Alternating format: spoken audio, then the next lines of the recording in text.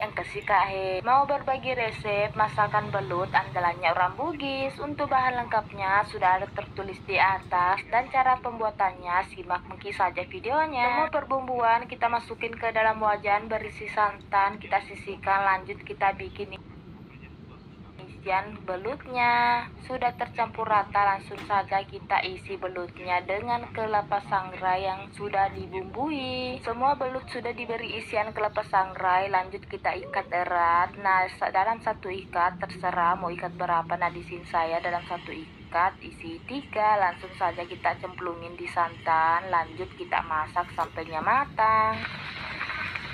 Untuk takaran airnya sesuaikan saja dengan selera tadi. Nah, di sini saya upesinya agak menyusut airnya di sini dan ku tes rasanya. Kalau sudah mantap nih, kita matikan api kompornya. Jangan lupa beri tumisan bawang goreng biar lebih mantap. Alhamdulillah, masakan belut versi orang